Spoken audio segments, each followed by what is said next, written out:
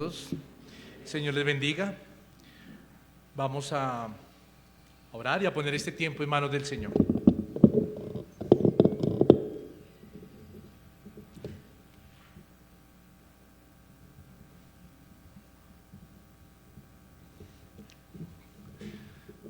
Amantísimo Dios, el honor es para ti en este día. Tú has apartado, Señor, este día para que santifiquemos a una sola voz tu santo nombre, para que santifiquemos en un mismo sentir y en un mismo espíritu tu santo nombre, Dios. Gracias damos por tenernos hoy aquí reunidos. Gracias damos por convocar nuestras vidas para que ellas sean herramientas útiles para la adoración, pero también para que sean alimentadas de tu palabra. Rogamos a ti, Dios del cielo, en el nombre de tu Hijo, que hables a cada uno de nosotros a través de la Escritura. Que sea tu nombre glorificado, mi amado Cristo, y que uses mi vida, Señor, para que tu palabra sea expuesta de una manera, Señor, sana, de una manera sincera, Señor, y que toda la gloria y la honra sea solo para ti. Gracias damos y en Cristo Jesús oramos. Amén.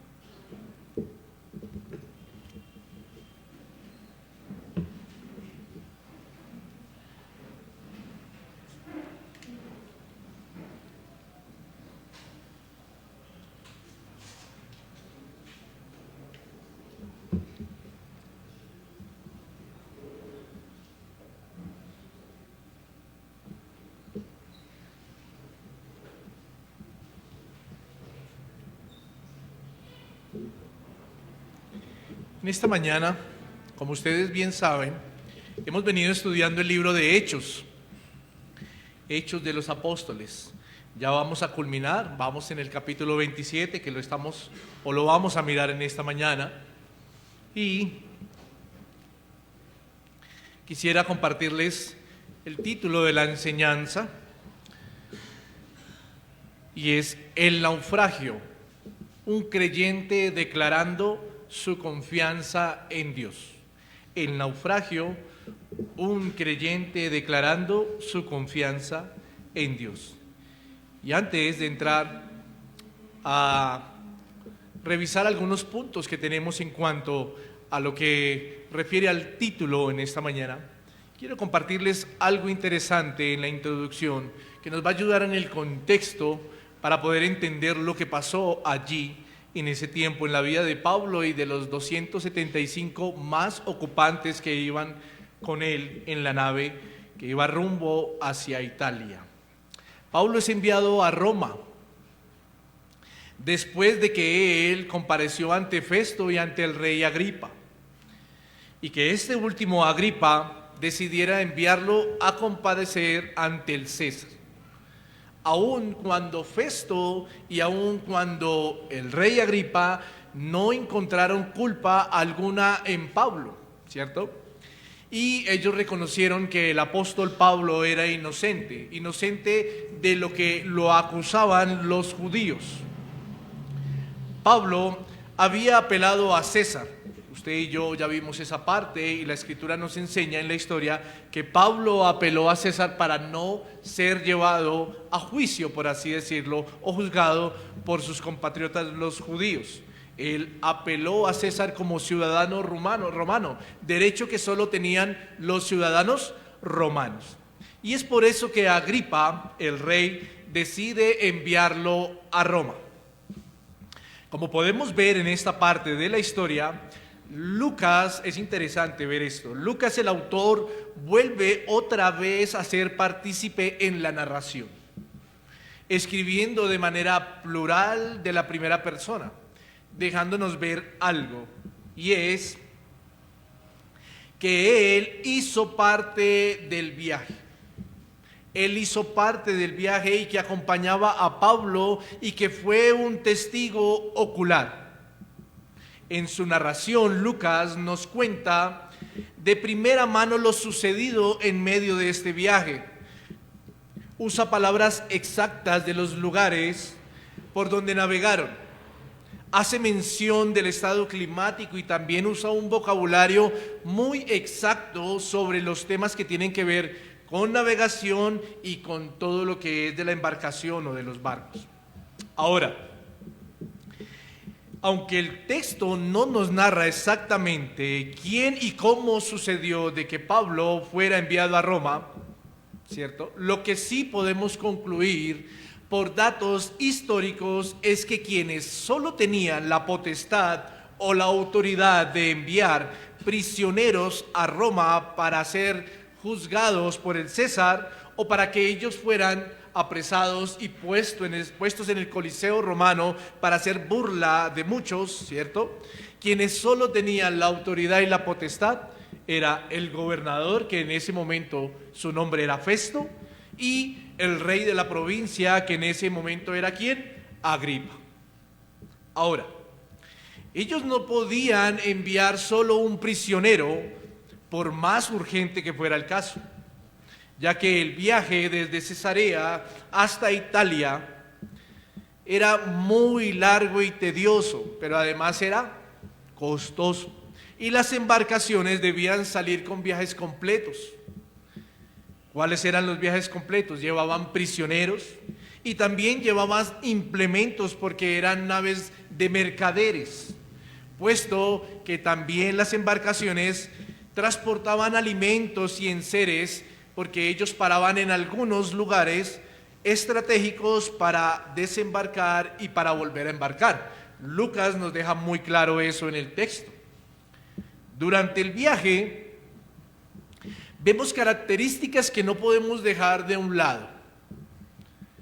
Y quiero mencionarle unas características que no podemos dejar de un lado y que nos van a ayudar mucho a entender el texto. ¿Cuáles?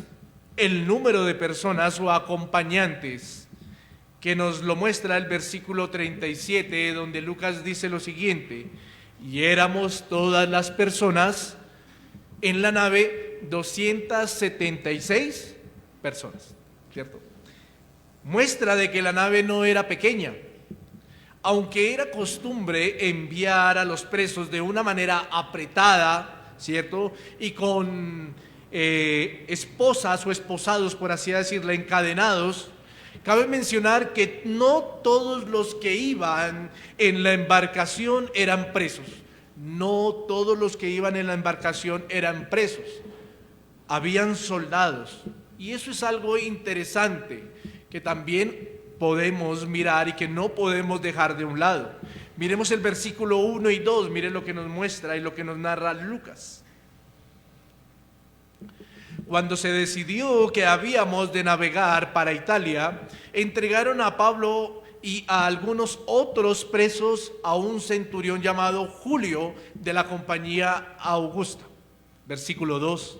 Y embarcándonos en una nave adramitena que iba a tocar los puertos de Asia, zarpamos, estando con nosotros Aristarco, macedonio de Tesalónica.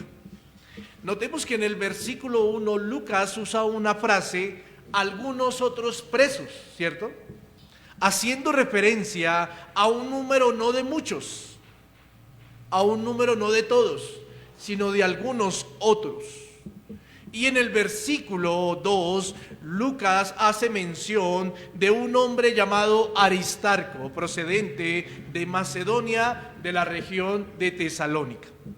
Y esto es bastante interesante. ¿Por qué? Porque podríamos preguntar lo siguiente, que es: ¿qué hacía Lucas y qué hacía Aristarco en una nave donde ellos no eran presos y que viajaba rumbo a Italia? ¿Qué hacía Lucas y qué hacía Aristarco? Bueno, al indagar un poco más sobre esto, encontramos que para ese tiempo era costumbre que algunos familiares y amigos pagaran su boleto para acompañar a aquellos que iban a Roma a prisión o a ser juzgados. Y qué bueno es ver en medio de esto algo, mi querido amigo y hermano. ¿Sabe? Qué bueno es poder ver el amor de un hermano en Cristo. Qué bueno es poder ver una amistad entrañable. Lucas y Aristarco y al parecer habían otros, ¿qué necesidad tenían de pagar un boleto para ir a acompañar a Pablo a Roma, sabiendo que allí lo iban a juzgar? Un amor entrañable en Cristo, una hermandad y una amistad sincera podemos ver en estos hombres. Ellos estaban acompañando a Pablo, ellos habían decidido no dejar solo al apóstol. Un ejemplo de amor y un ejemplo de hermandad. Pablo hace mención de Aristarco en la carta a los Colosenses, aludiendo que fue un compañero aún en las no fáciles. Colosenses 4:10 dice lo siguiente: Aristarco, mi compañero de prisiones, os saluda, y Marcos, el sobrino de Bernabé, acerca del cual habéis recibido mandamientos, si fuere a vosotros, recibidle. Notemos que Pablo hace mención de Aristarco cuando le escribe a los hermanos en Colosas. ¿Y qué mención hace? Que Aristarco era un compañero fiel, un compañero que lo acompañó, válgame la redundancia, en prisiones, o sea, en las circunstancias no fáciles. Un hermano en Cristo. Y el mismo Lucas también había hecho o hizo mención de Aristarco cuando Pablo estuvo en Éfeso y se presentó la situación, si ustedes pueden recordar, con los plateros de Diana. Hechos capítulo 19, versículo 29. Mire lo que dice la Escritura. Y la ciudad se llenó de confusión, y a una se lanzaron al teatro, arrebatando a Gayo y a Aristarco, macedonios, compañeros de Pablo. No podemos dejar pasar esto tan interesante dentro del contexto, ya que nos muestra, como lo dijimos o como lo dije hace un momento, un ejemplo de amor, un ejemplo de hermandad, un hombre que sufrió los embates que se levantaron contra su amigo. Pablo no estuvo solo. También podemos ver otro rasgo interesante en el contexto, y es que Pablo tenía gracia delante de Julio. ¿Quién era Julio? Era el centurión que estaba a cargo de los presos, en especial del apóstol. Los versículos 3, el 42 y el 43 nos dejan ver el favor de Dios en la vida de Pablo ante el centurión. Versículo 3, mire lo que dice: al otro día llegamos a Sidón, y Julio, tratando humanamente a Pablo, le permitió que fuese a los amigos para ser atendido por ellos.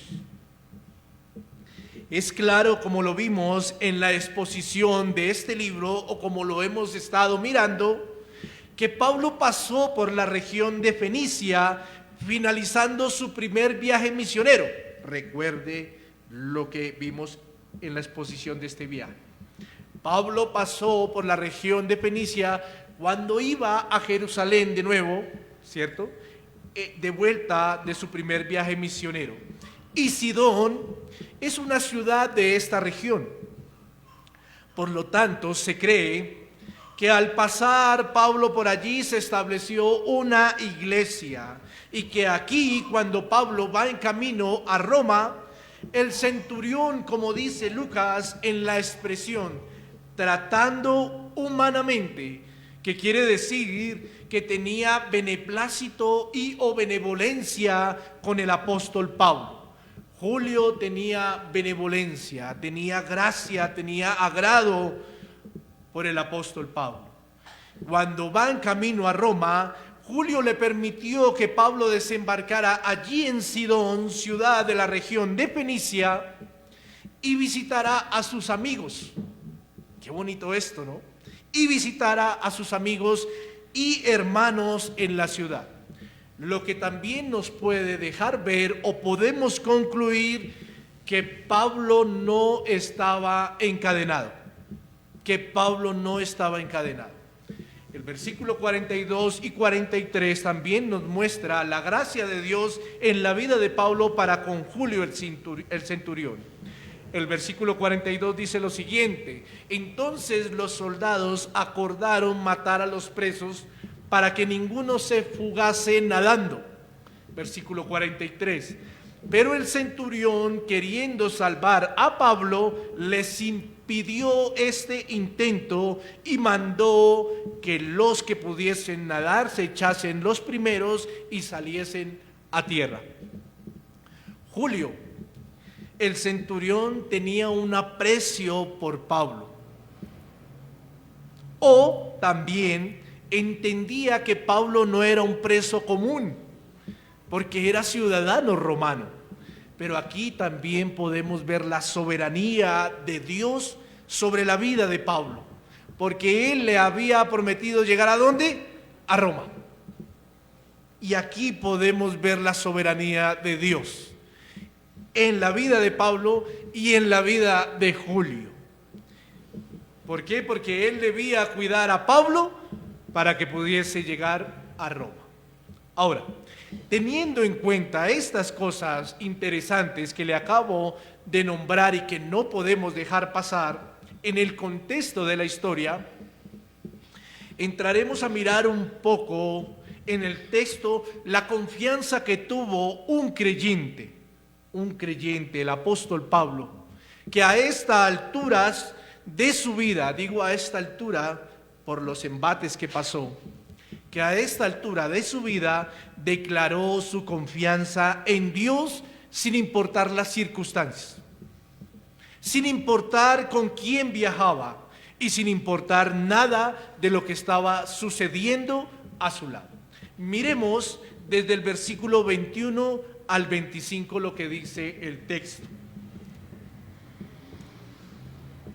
Dice la Escritura: entonces Pablo, como hacía ya mucho que no comíamos, puesto en pie en medio de ellos, dijo: habría sido, por cierto, conveniente, oh varones, haberme oído y no zarpar de Creta tan solo para recibir este perjuicio y pérdida. Pero ahora os exhorto a tener buen ánimo, pues no habrá ninguna pérdida de vida entre vosotros, sino solamente de la nave. Versículo 23. Porque esta noche ha estado conmigo el ángel de Dios, de quien soy y a quien sirvo, diciendo: Pablo, no temas, es necesario que comparezcas ante César, y he aquí Dios te ha concedido todos los que navegan contigo. Por tanto, oh varones, tened buen ánimo, porque yo confío en Dios que será así como se me ha dicho. Había una situación no fácil en la embarcación. Un huracán llamado Euroclidón los había golpeado, ocasionando que la nave naufragara, y después vino una tempestad que no los dejaba ver ni el sol ni la luna, ni la luz del sol ni la luz de la luna. Esta tempestad los embistió también, y así ellos, combatiendo contra los vientos, lo hacían para mantenerse a salvo de la situación. Lucas menciona que no habían comido durante algún tiempo, y en medio de eso Pablo les refuta del por qué no le habían escuchado sus advertencias. Y Pablo también, Lucas nos cuenta o nos narra que Pablo también les declara su confianza en Dios. Ahora, aquí hay un pensamiento muy en el hombre, y es el siguiente. Cuando miraba el texto, ¿cuántos? Una pregunta en general: ¿cuántos no han querido soluciones reales en el momento y que no le hablen de Dios? Ya no me vaya a mirar serio, ya le voy a explicar un poco. ¿Cuántos no han querido soluciones reales en el momento de una circunstancia no fácil y que no le hablen de Dios? Imagínense por un momento cuando Pablo les exhorta, los anima y les habla de Dios. ¿Acaso, si usted hubiera estado en la embarcación, no hubiese querido que Pablo se levantara y le dijera que ya tiene una solución inmediata? Para Pablo la solución inmediata era Dios. Para los inconversos que estaban en el barco, además de Aristarco y Lucas, nombrados por Lucas, quizá no, pero para los inconversos la solución no era Dios, no era Dios. Pablo se levanta, los exhorta y les dice que tengan buen ánimo porque él confía en Dios. ¿Acaso, le digo algo y vuelvo y le pregunto, acaso si usted hubiera estado en la embarcación, no hubiese querido que Pablo se levantara y le dijera que ya tiene una solución inmediata? Quiero decirle algo, mi querido hermano y amigo, eso es lo que en el vano pensamiento del hombre hay. Y lo más irónico es que cuando se habla de Dios, en los momentos no fáciles, surge una respuesta y o pensamiento que sale desde el corazón del ser y es el siguiente: eso yo lo sé. ¿A cuántos ustedes no le ha hablado de Dios en un momento no fácil y la persona le responde, sí, eso yo lo sé? Y esto digo con comillas adicionales. ¿Por qué? Aunque la Escritura no lo narra en cuanto a esta circunstancia que vivió Pablo y los que iban en la embarcación, pudo haber sido que en el pensamiento de los no creyentes que iban en la embarcación, pudo haber sido que ellos miraron a Pablo de una manera: esta no es la solución. Pero a lo que quiero ir, mi querido hermano y amigo, es como Pablo pasa ahora a una etapa en donde su confianza por la providencia de Dios es tan segura que no le da temor declararlo en medio de una situación difícil. Vamos a ver 3 puntos que nos va a dejar ver cómo un creyente declara su confianza en Dios. Lo primero es que un creyente declara su confianza en Dios caracterizándose porque no le da temor decir que cree en Dios. Un creyente declara su confianza en Dios caracterizándose porque no le da temor decir que cree en Dios. ¿Cuántos en situaciones no fáciles manifiestan su confianza en otras cosas porque les da temor hablar de Dios? Hay una constante, mi querido amigo, hay una constante, y es que cuando se presentan situaciones no fáciles, un porcentaje de los que dicen creer en Dios sienten temor de ser rechazados por hablar de su Señor. Un porcentaje, no sabría decirle qué tipo o cuánto porcentaje, pero sí se ve muy a menudo y da tristeza. Un porcentaje de los que dicen creer en Dios sienten temor de ser rechazados por hablar de su Señor. A veces se recurre a otros medios para alentar y aconsejar a los demás. Pero no encaramos con el nombre de Cristo la situación. Aquí el caso del apóstol Pablo fue diferente. Él estaba en medio de sus amigos creyentes, pero también estaba en medio de otros que no eran creyentes. Reos, hombres romanos, soldados, griegos quizá también habían allí, y hasta judíos. Pero a Pablo no le dio temor manifestar su confianza en Dios. Y no le dio temor como no le había dado temor en algunas ocasiones anteriores, ¿cierto? Pero es que aquí la circunstancia fue diferente. Aquí la circunstancia fue diferente. Cuando no le dio temor de manifestarlo, cuando estaba frente a Félix, a Festo, y cuando estuvo frente a otros que querían atentar contra su vida, él estaba solo, quizá acompañado desde la tribuna por algunos hermanos, pero estaba solo en el momento.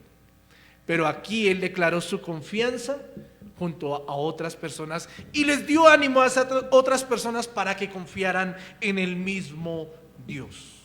Sus palabras fueron, versículo 25, note lo que dijo: yo confío en Dios, que será así como se me ha dicho. Qué gratas palabras en medio del naufragio. Qué hermosas palabras en medio del naufragio. Qué seguridad la que tenía el apóstol Pablo al manifestar con estas palabras su fe. Tenían hambre las personas que iban en el barco. También los vientos estaban en contra. La nave estaba a punto de hundirse. En el versículo 20, Lucas manifiesta que habían perdido toda la esperanza de salvarse, si usted lo puede leer. Ellos no veían la luz del sol, ni tampoco veían la luz de la luna. Pero aquí hay algo bien hermoso, mi querido hermano. Llegó la luz de Cristo. Llegó la luz de Cristo a través del apóstol Pablo. Algo que de pronto algunos no entendían, quizá otros sí. Y lo bello y lo hermoso aquí del caso es que no hay nada mejor para la criatura en medio de una circunstancia no fácil que se le ilumine con la luz de Cristo. Que se le ilumine con la luz de Cristo. Así ellos no entiendan, así ellos no quieran escuchar, así ellos conozcan a Cristo y en sus mentes puedan venir la muy frase común conocida que acabo de decir: yo lo sé, eso yo lo sé. Pero de algo, mi querido hermano, debemos estar seguros, y quiero compartírselo en esta mañana. De algo debemos estar seguros, y es que cuando hablamos de Cristo no nos debe dar temor. No nos debe dar temor, decimos que creemos en Cristo. No nos debe dar temor decir que creemos en Dios. Porque cuando lo hacemos traemos ánimo, traemos consuelo en medio de la situación. Dios hará para su gloria de su nombre en la vida de las personas cuando nosotros manifestamos que creemos en Él. Dios hará. Usted y yo solo declaremos nuestra confianza al decirle a los demás que creemos en Cristo. Esto me lleva a un segundo punto, y es que un creyente, al declarar su confianza en Dios, se caracteriza porque manifiesta con firmeza la revelación de Cristo. Manifiesta con firmeza la revelación de Cristo. Algunos de los que estamos aquí, en este momento reunidos, y algunos de los que nos escuchan por las redes, hemos estado o venimos de movimientos donde en algún momento se nos dijo o escuchamos cosas como la siguiente que les voy a nombrar. El Señor me dijo, el Señor me mostró en visiones, anoche tuve un sueño, el Señor me habló. Y el corazón de los que escuchamos tales frases acompañadas de algo que inflaba el orgullo, pero que no provenía directamente de Dios, ese corazón se esperanzaba en lo supuestamente revelado. Ese corazón se esperanzaba en lo supuestamente revelado. Y ese corazón volvía cada 8 días a ver si Dios le hablaba otra vez a través de estas muy comunes frases que vemos en muchos lugares.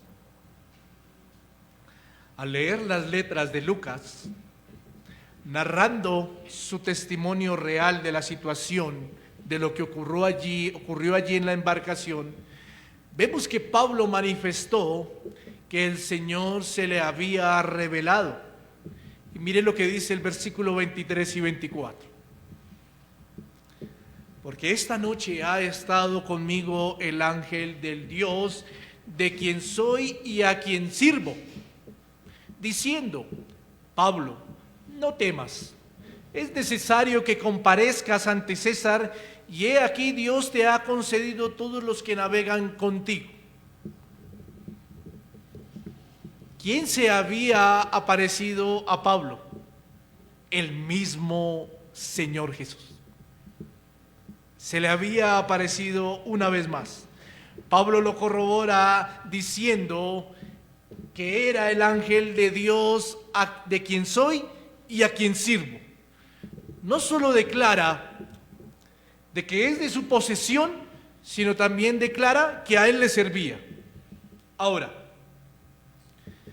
se podría venir varios pensamientos según, como acabé de comenzar este segundo punto, con las frases muy comunes que muchos de nosotros hemos escuchado en otros lugares. Se podrían venir varios pensamientos a la mente como el siguiente: pero si a Pablo se le apareció, ¿por qué no a mí?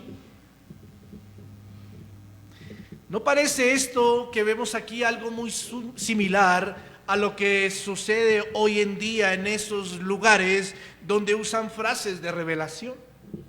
Se podría venir a la mente ese pensamiento.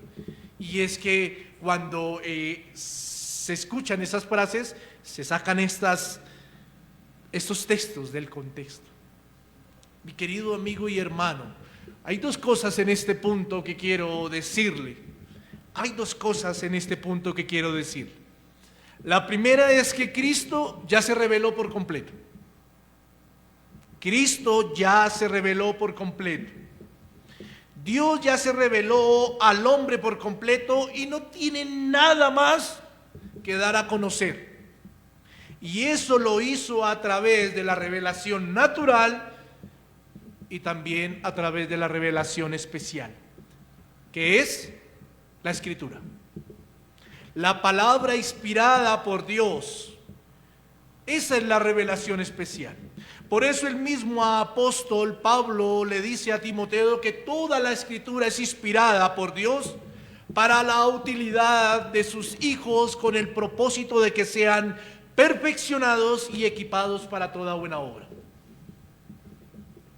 Pablo muestra a Cristo. Pablo les enseña a Cristo a los acompañantes de la nave. Pablo habla de Cristo. Y usted y yo, ¿cómo podríamos mostrar a Cristo? Pues mi querido hermano, a través de la Escritura. Porque a través de ella es donde lo conocemos. A través de ella tenemos un conocimiento real de Dios. Un creyente manifiesta su verdadera confianza al declarar la revelación de Cristo. Óigame bien lo que voy a decir. Un creyente manifiesta su verdadera confianza al declarar la revelación de Cristo por el único medio donde lo encontramos. ¿Cuál es el único medio? La Escritura. Un creyente no habla más de lo que Cristo ya reveló. Un creyente no le suma ni tampoco le quita a lo que Cristo ya reveló. Lo que está en la Escritura es suficiente y necesario para conocer la voluntad de Dios. Apocalipsis 22, 18, 19 dice lo siguiente: yo testifico a todo aquel que oye las palabras de la profecía de este libro. Si alguno añadiere a estas cosas, Dios traerá sobre él las plagas que están escritas en este libro. Y si alguno quitare de las palabras del libro de esta profecía, Dios quitará su parte del libro de la vida y de la santa ciudad y de las cosas que están escritas ¿en dónde? En este libro. No hay otra manera en donde se ha revelado Cristo sino a través de la Escritura. No hay otra manera. No hay frases que yo vi, que yo tuve un sueño, que yo siento, que tengo una visión. No. Cristo ya se reveló a través de la Escritura. Lo segundo que le quiero decir en este punto es que no hay nada más seguro que la revelación que encontramos en el libro inspirado por Dios. No hay nada más seguro. Una persona que cuestiona la revelación de la palabra de Dios ha renunciado al fundamento de la fe. Proverbios 16:20 dice lo siguiente: el entendido en la palabra hallará el bien, y el que confía en Jehová es bienaventurado. Solo a través de la Escritura podemos encontrar entendimiento y seguridad,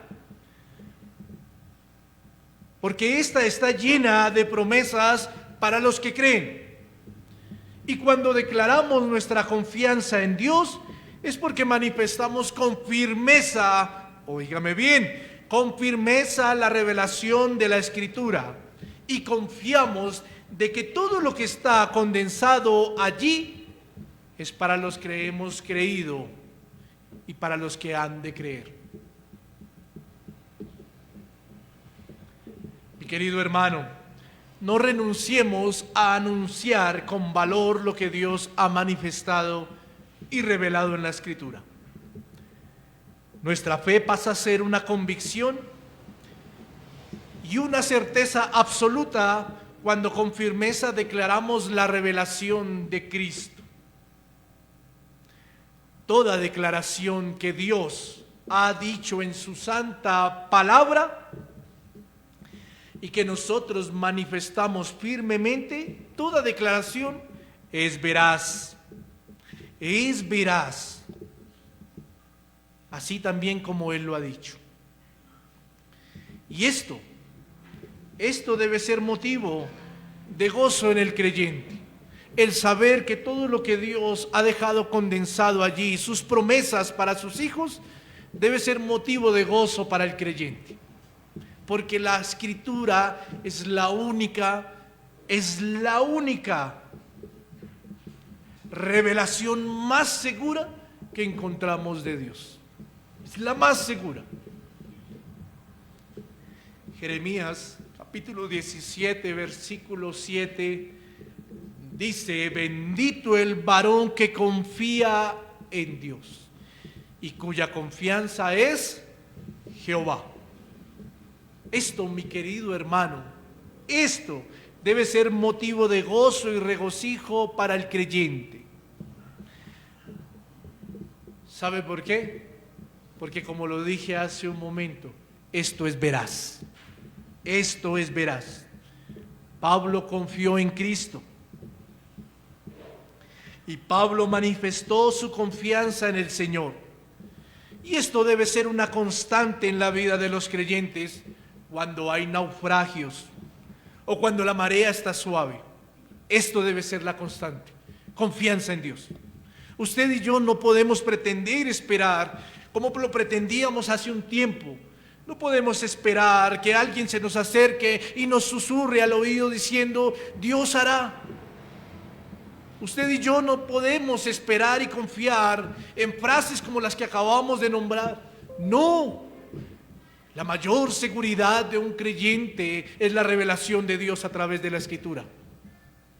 Y acabo de nombrar unos pasajes donde nos muestra que el hombre que confía en Dios es bendito, es bienaventurado. Usted y yo no debemos confiar en la palabra que proviene de la boca del hombre, la expuesta por medio de la Escritura, sí, pero siempre debemos mirar qué se está exponiendo. Pero usted y yo tenemos seguridad solo en la Escritura, solo en la Escritura. Así hayan naufragios fuertes, vientos impetuosos, así hayan ciclones en nuestra vida, nuestra confianza debe estar en Dios. O así la marea esté suave, no pierda su confianza. O que esa confianza se vuelva exceso de confianza. Quiero dejarle este último punto. Y es que un creyente declara su confianza caracterizándose por creer en Dios, aun cuando las circunstancias exteriores le hacen perder toda esperanza. Un creyente declara su confianza en Dios, caracterizándose por creer en Él, aun cuando las circunstancias exteriores le hacen perder toda esperanza. Lucas dice algo que Pablo transmitió a los acompañantes del barco en el versículo 24. ¿Qué les dijo? Diciendo Pablo: no temas, es necesario que comparezcas ante César, y he aquí Dios te ha concedido todos los que navegan contigo. El Señor le dice a Pablo, y Pablo lo transmite a los ocupantes de la nave. Y el Señor le dice a Pablo: no temas. Y aun cuando Pablo estaba transmitiendo su confianza, Pablo no dejó de ser humano. Era un hombre de carne y hueso como usted. Pablo, en medio de la naturaleza pecaminosa y humana, tuvo temor, tuvo miedo. Tuvo miedo de las cosas circunstanciales que le estaban sucediendo. Aunque Pablo consolaba y animaba a las 275 personas que lo acompañaban en la nave, en su corazón también hubo miedo. En el corazón de Pablo también hubo temor. Pero hay algo que no dejó que el temor tomara posesión de él. ¿Y sabe qué fue, mi querido hermano? Su fe en Cristo Jesús. Su fe lo llevó a tener confianza y seguridad contra todo pronóstico que se estaba presentando. Solo por medio de la fe en Cristo podemos tener esperanza en medio de las circunstancias. Solo por medio de la fe en Cristo podemos tener confianza en medio de las adversidades que se presenten. El Señor le dice a Pablo que no temiera, que era necesario que pasaran todas estas cosas para llevarlo al lugar donde él mismo, Dios, le había dicho. Y mi querido hermano, un creyente a diario se encuentra con embates, con circunstancias. Un creyente a diario se encuentra con naufragios. Pero quiero decirle algo por medio de este punto que estamos mirando y por medio de este pasaje. No importa qué tipo de ciclón se pueda levantar en su vida. Si en usted hay una legítima fe, eso le dará confianza y seguridad de que Dios le está guardando, por así decirlo. No le estoy prometiendo ni le estoy diciendo algo que no está en la Escritura. No le estoy diciendo que eso les dará seguridad y confianza de que Dios hará que el ciclón se caiga ya. Él tiene el poder, pero no le estoy diciendo eso. Le estoy diciendo que su fe hará que su confianza cada día esté más firme en el Señor, aún en medio de las circunstancias. Aún en medio de las circunstancias. En este versículo también podemos ver que el Señor le dice a Pablo que Él mismo le ha concedido la vida de todos los acompañantes que iban con Él. Y si relacionamos, mi querido hermano, si relacionamos esto con el Evangelio, mi querida iglesia, quiero decirle lo siguiente: Dios nos ha concedido el glorioso Evangelio para que al transmitirlo, según el mandato que Dios ha dejado a la iglesia, para que al transmitirlo pueda que muchas vidas se salven, pueda que muchas vidas bajo la voluntad de Dios se salven. Quiero decirle algo, no estoy hablando solo de circunstancias exteriores, aunque puede ser. Estoy hablando de las almas para vida eterna. Así como el Señor le dijo a Pablo que le había concedido, y en medio de esa circunstancia exterior ninguno iba a perder la vida, Así el Señor nos ha concedido a nosotros a través del Evangelio para transmitirlo a nuestra esposa, a nuestros hijos, a nuestros familiares, a nuestros amigos, vecinos, a toda la gente. El Señor nos ha concedido el Evangelio para que ellos en Él puedan encontrar salvación. Puedan encontrar salvación. Pero devolviendo lo que hemos venido hablando, no le dé temor creer en Dios. Si hay alguno de su familia que se ríe y lo señale, gloria a Dios por eso. No le dé temor creer en Dios. No le dé temor decir que usted tiene confianza en Dios. No le dé temor eso. Porque usted no se imagina. Nuestra mente es tan limitada para poder entender una mente ilimitada como la de Dios. Usted no se imagina que si el Señor le ha concedido el Evangelio a su vida, usted no se imagina lo que Dios hará por medio del Evangelio en las personas que escuchen a través de su boca. Pueda que las circunstancias exteriores para muchos sean las más importantes. Pueda que muchos, cuando se acerquen a usted, estén esperando una solución pronta, como los que quizá estaban esperando allí en el barco, una solución así inmediata. Pueda que muchos a los que usted se acerque estén esperando una solución pronta a su situación. Pero lo que usted y yo debemos hacer, aún en medio de estas circunstancias, es predicar a Cristo. Es predicar a Cristo. Es hablar de Cristo. ¿Sabe por qué, mi querido hermano? Porque las circunstancias exteriores, las situaciones económicas de salud quizá puedan pasar, las sentimentales puedan pasar.